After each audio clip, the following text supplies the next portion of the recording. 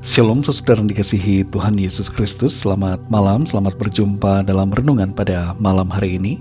Saya mengucapkan salam sejahtera buat saudara semua dimanapun saudara berada. Damai dan sukacita oleh Roh Kudus melimpah senantiasa dalam hati dan kehidupan saudara semua.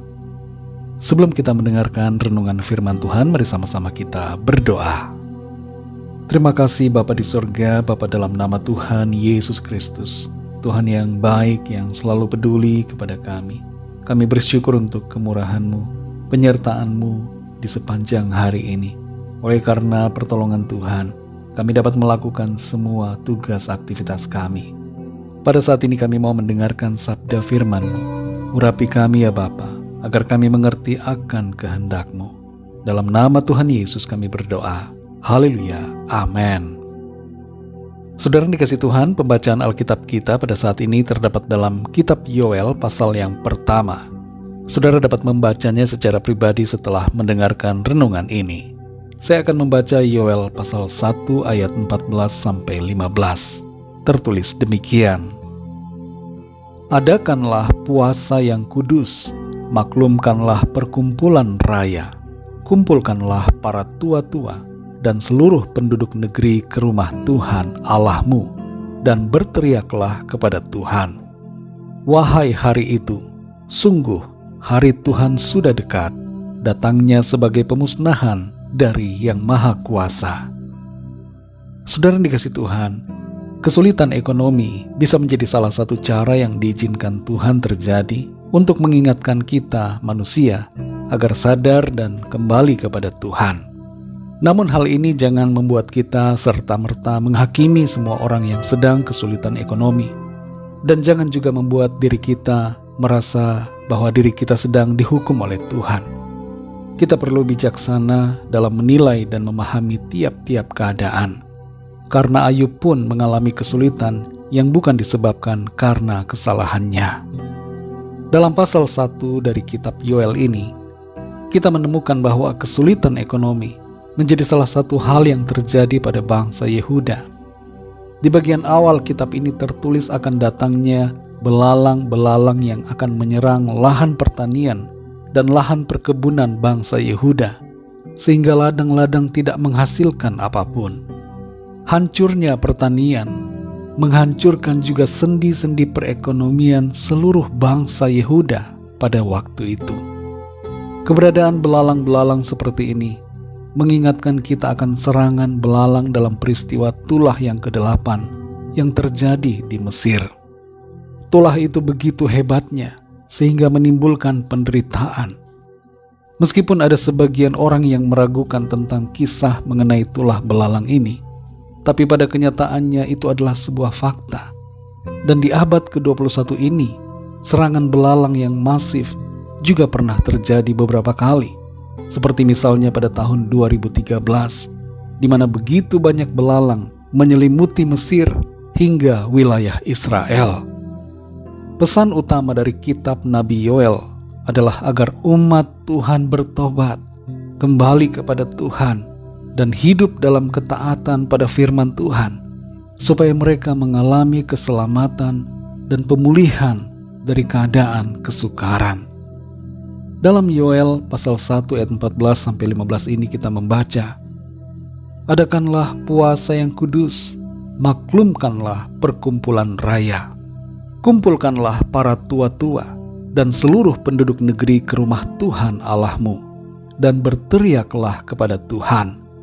Wahai hari itu, sungguh hari Tuhan sudah dekat, datangnya sebagai pemusnahan dari Yang Maha Kuasa.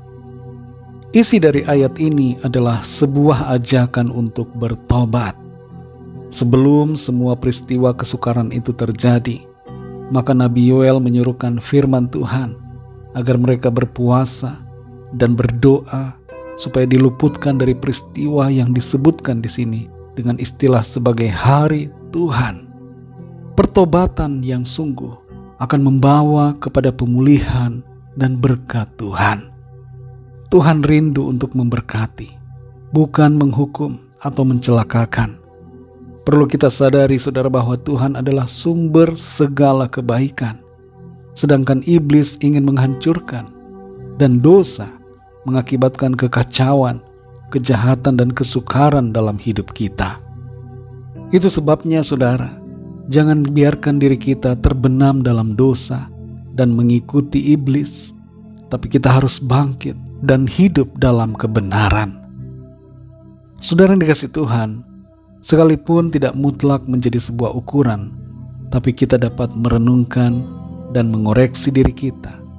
Apabila kita mengalami situasi yang sulit pada saat ini, kita mengalami berbagai kesukaran dalam ekonomi dan juga berbagai hal lainnya, mungkin kita perlu melakukan suatu pertobatan dari cara hidup kita yang tidak benar dan tidak berkenan kepada Tuhan. Responi setiap teguran firman Tuhan secara positif, bukan kita anti dan memberontak, tapi dengan sukacita kita bersyukur untuk setiap teguran Tuhan dan melakukan yang baik dan berkenan. Bertobat adalah hal yang baik. Bertobat membawa pemulihan dan mengundang berkat Tuhan dalam hidup kita. Tetapkan hati kita, saudara, untuk selalu berkomitmen setia dan taat pada Tuhan. Kasih karunia Tuhan akan memampukan dan menolong kita. Mari kita berdoa, saudara. Terima kasih Tuhan Yesus, kami mengucap syukur ya Bapa, karena kemurahan-Mu lewat kebenaran firman-Mu. Kami semua diingatkan untuk hidup dalam pertobatan, hidup sungguh-sungguh melakukan kebenaran firman Tuhan, tidak melakukan hal-hal yang tidak berkenan kepadamu. Kami bersyukur karena firman-Mu selalu mengingatkan dan menuntun kami di jalan-jalan-Mu yang benar. Ampuni kami Tuhan akan segala dosa dan kesalahan kami, dalam segala perbuatan, pikiran dan perkataan kami. Kuduskan kami ya Tuhan, layakkan kami selalu di hadapan-Mu. Kami juga mau mengampuni orang-orang yang bersalah kepada kami. Pulihkan keadaan setiap kami ya Tuhan, yang mungkin saat ini sedang dalam pergumulan, dalam masalah, agar Tuhan menjamah dan memberikan jalan keluar. Yang sakit Tuhan berikan kesembuhan. Ada kuasa Tuhan mengalir atas setiap tubuh kami. Kemenangan Tuhan berikan. Pertolongan-Mu yang ajaib Tuhan nyatakan atas setiap kami. Terima kasih Tuhan. Berkat-Mu atas kami semua. Lindungi kami di sepanjang malam ini. Berikan kami tidur yang nyenyak. Dan bangunkan kami kembali besok pagi dengan kekuatan yang baru. Tubuh yang sehat diberkati Tuhan, untuk kami pakai memuliakan nama Tuhan. Berkati bangsa dan negara kami Indonesia. Berkati juga semua bangsa di dunia ini.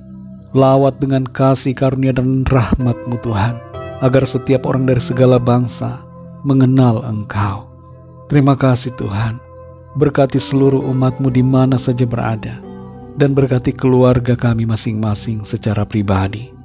Kami serahkan semuanya ke dalam tangan kasih-Mu. Hanya dalam nama-Mu yang kudus, nama Tuhan Yesus Kristus, nama di atas segala nama, nama yang menyelamatkan, kami sudah berdoa dan mengucap syukur. Haleluya. Amin. Puji Tuhan, saudara yang dikasihi Tuhan. Saya percaya firman Tuhan menjadi berkat dan kekuatan buat saudara semua, dan Roh Kudus akan menolong saudara untuk lebih lagi memahami kebenaran firman Tuhan.